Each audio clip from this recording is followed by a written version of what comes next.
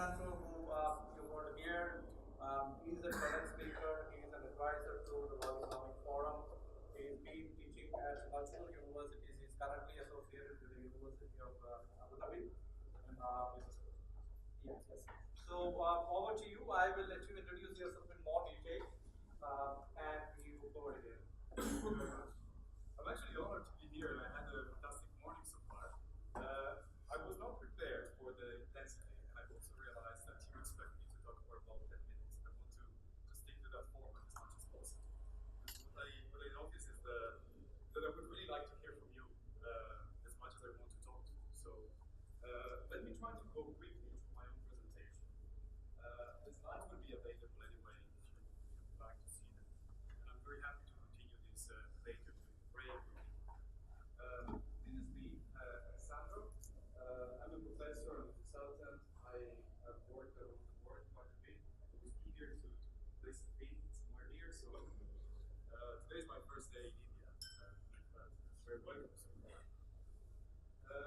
These are some of my projects, but what I really want to talk about, and I'll go through this very quickly, is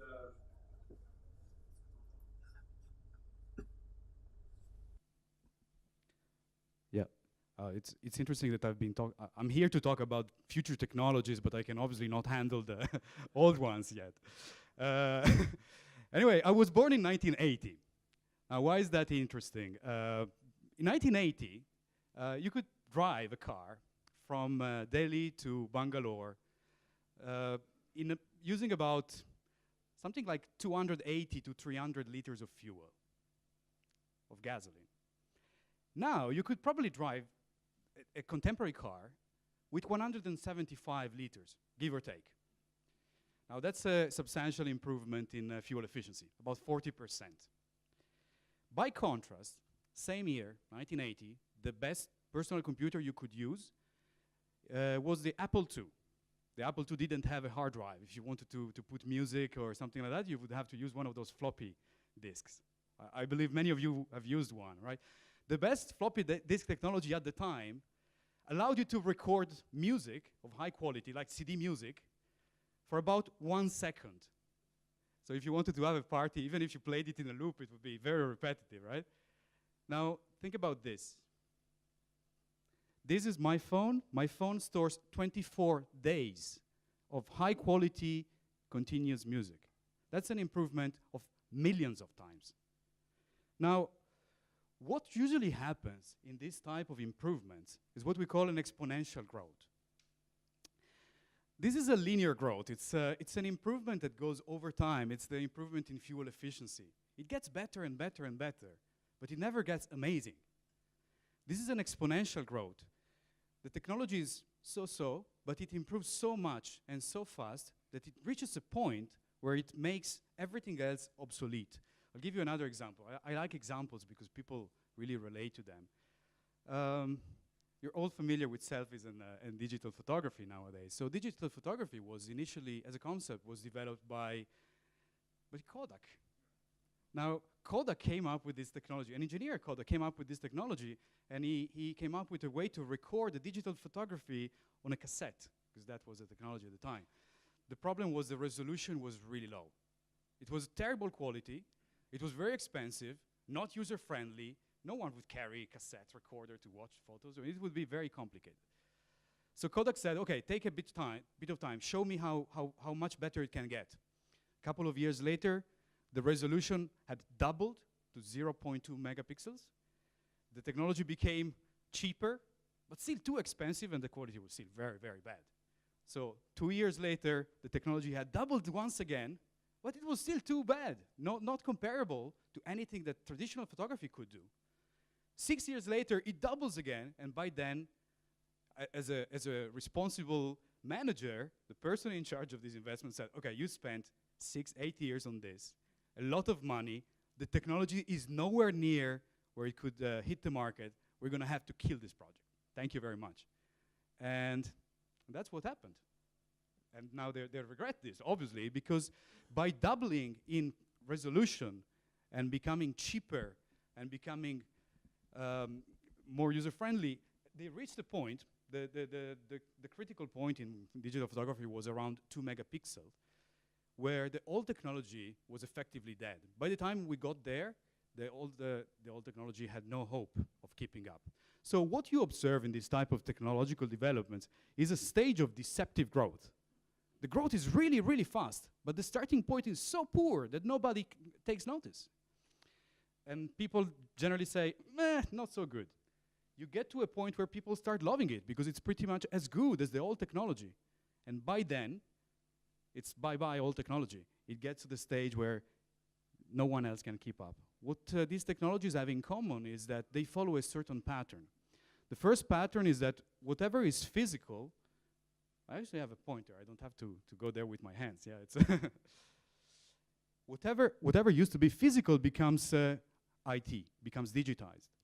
Now, you can't have the same improvement you had in my mobile phone technology with your car, because cars are bounded by the laws of physics, but IT is not.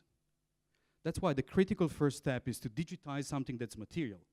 Then you have this stage of deceptive growth, the stage of disruptive growth, and as growth keeps picking up, basically, since the service is now ones and zeros, it's just binary, it doesn't have to have a physical component anymore. You have at least 12 different technologies or products in a phone nowadays. You have your camera, you have your phone, you have your video recorder, you have your computer, you have everything in there. The physical component disappears. The cost of the product disappears. It's what we call demonetization. And by then, it basically becomes available to everyone. It becomes democratized. Now, imagine what would happen if cars had improved as much as my phone.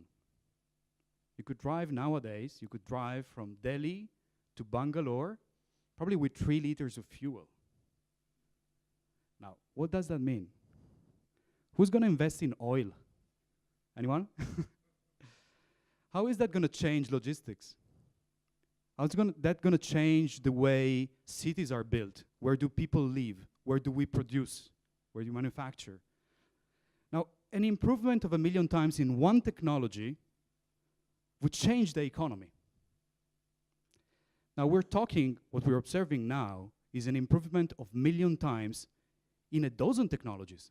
3D printing, artificial intelligence, mobile computing, mobile phone, they're all improving at the same time. What does that mean?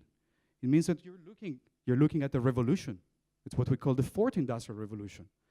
The 4th industrial revolution is basically, we have no idea because it's happening so fast we can't even imagine. I'm not going to show you the clip, although it's a very good clip and I recommend it to you look at it later because I really want to be fast.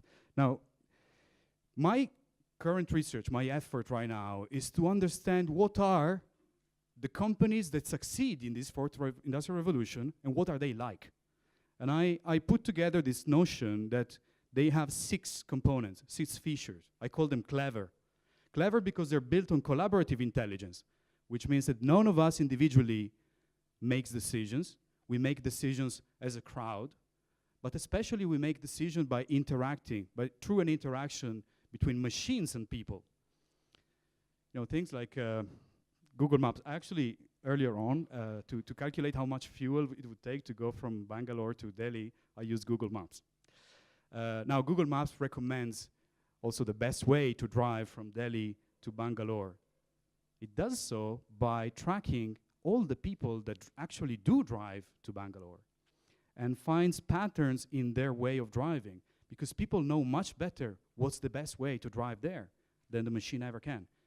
If the machine had to calculate all of the possible ways to get from A to B, the problem would become too complicated very soon. Should I turn right and right and right again? That's one option. But then I'm at starting point, so I don't want to do that. A smart man would never do that mistake. So machines learn from men. So collaborative intelligence really is about using multiple people and multiple technologies together. Learning machines is basically artificial intelligence. Emerging technologies is what I just told you, like these technologies that grow at exponential pace. We no longer tend to create value by manufacturing something that we sell, we create a lot of value by creating platforms, by creating meeting points like Keiretsu does. Keiretsu brings investors and investees, and the value it creates it by facilitating a value exchange. Facebook does the same, Airbnb, you know all that, right? Ethical leadership is because we know from decades of experience and research that at the end of the day, a company succeeds thanks to its culture, beyond other things, of course. But two companies that enter the market at the same time with similar products, the winning one is the one with the most successful culture. And culture is built on values, and values is built on ethics. And your ability as a leader is to develop the values and the culture that will make you succeed. Not like some taxi hailing companies has been doing lately, right? Because that undermines value creation eventually.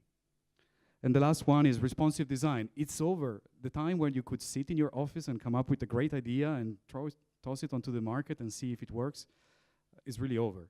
We now have ways to gather feedback early on. You probably heard of design thinking. I call it responsive thinking because I think it's a slightly more sophisticated concept, but the basic notion is there. So, how am I doing with time? Good? Professors tend to abuse their time and their audience. I usually have undergrads, they have to nod and take notes. But I obviously have too much respect for you today, so I really want to move a bit faster.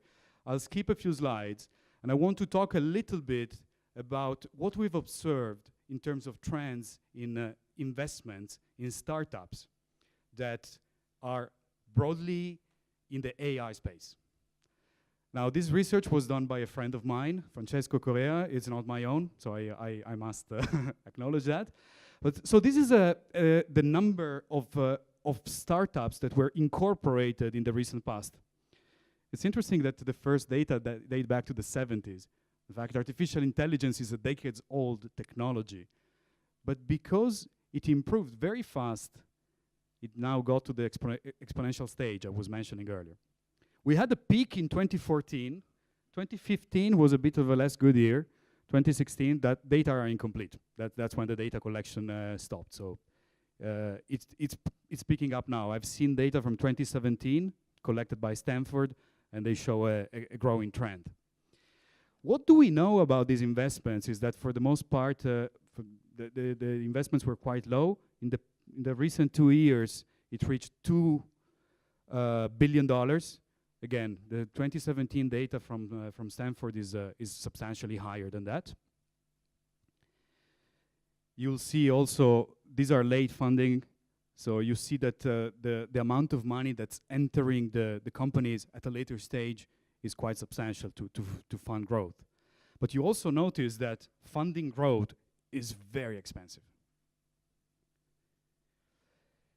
There's a couple extra points that I want to make that make this industry quite unique. And I wanted to discuss this with you really because I think that you, by talking about the industry and the way it works, I think you would get ideas of how to make investments there and what is needed for such investments. So first thing, time to exit is super fast. It's between 1 and 3 years. Why? And who buys? Well, the buyers, the acquisition comes mostly from the big fives. So you have your Microsoft, your Google, your Amazon. And typically, which is quite interesting, it's what we call an acqui-hire. They're not really interested in the company; they're interested in the startuppers, in the human resources in the company. In a way, you could look at this as a job interview. If you want to show someone that you're good at machine learning, you set up a company. If you survive for a year, you will get hired, and they will buy your company with you. That's what really happens. Out of the 900 companies we studied, we've seen 527 were actually acquired. 83 went to IPO, 33 shut down. The others we really don't know because they did not disclose this data. Another feature, which might be a bit weird, is that these companies are systematically unprofitable. Unlike Pinnacle we heard from earlier today. I mean, they don't make money. And it's quite interesting that that should be the case, but it's probably part of the culture. Many of these companies came out of the academia. You know, academics are not very smart at making money out of their ideas. They have this approach to sharing and creating knowledge for common good. The second reason why this is the case is that if I am Google and I develop an algorithm for image recognition, and then I make it available for free to anyone, how are you ever going to take even a 1% market share away from me if you want to charge? You know, you have to be 10 times better than me, but you will never have the resources to become 10 times better than me. So basically, making these things available for free keeps the competition away. And whenever competition arises anyway, they are bought out. This is the trend you will observe. Last comment very quickly. So this is an industry quite similar to pharma because you have massive investments in R&D with highly uncertain returns over a long period of time. But as a startup, you probably don't care because you sell before you get to that point. And then there's an interesting point. I really don't have a lot to say in terms of how to use this information, but it's something that I wanted to discuss with you, is you probably heard that data is the new oil. Have you heard this quote, this line?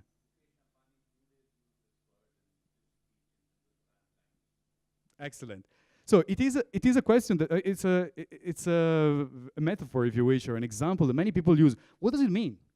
Is it true? I mean, what they mean that data is new oil, what they really mean is that data is extracted and refined and marketed and used in a unique way, like oil. And it also means that it created new infrastructures, new business models, in fact, a new economy. That makes it like oil. However, it is entirely unlike oil, because data is, first of all, it's not standard. How many people know that you're here now? Yes. So the mobile operator, if you are using any social media, they will know. If you use Google Maps to come here, if you completed a transaction, sent a message from you, everybody knows that you're here. This is a piece of data, like your geographical location or where you went. Then you go out and you log into your bank account, and that's a different type of data. And then you make a purchase, or you transfer money to one of the startups here, and that's another piece of information. Now, oil is oil. Data is completely different. You have geolocation, you have volume of traffic online, you have your presence online. How often do you check your LinkedIn? What are the things that you like? What are the purchases you... It's very difficult to put them together, so it's very difficult to sell. The second thing is that if I know that you are here, that's data, I can use this information, but anyone else can. Data does not get consumed. Oil gets consumed. Data is non-rivalrous, as we call it in economics. And the other thing is that data has big network effects. I will refer again to Pinnacle, to the presentation a moment ago, because by collecting data, you can refine your products in a way that attracts more customers, that lets you attract even more customers, that makes you refine your products even more, and so on. So, these are all the things I wanted to say. Am I still roughly on time? Can I wrap up with just a question for the audience? A few questions, in fact. These are the trends, but I just wanted to close with this last slide. This is where startups in AI appear. So you have San Francisco, which is the outlier. Silicon Valley is another thing. But then you have basically what I call tier 1 centers, and these would be New York, Boston, and London. You can see that these 3 cities here. And then you have tier B, artificial intelligence companies. And there you have a number of cities. Now in India, Bangalore is number 1, but India itself right now is a tier 2 ecosystem. Now the question I really have for you today, and that's the reason I'm here, to be honest, is what do you need to bring India, the Indian ecosystem, to tier 1? What do you need as business experts? All of you have decades of experience in different industries. All of you are also investors. So I wrote down 3 questions for you. I think I left my notes over there, so I'll try to remember them.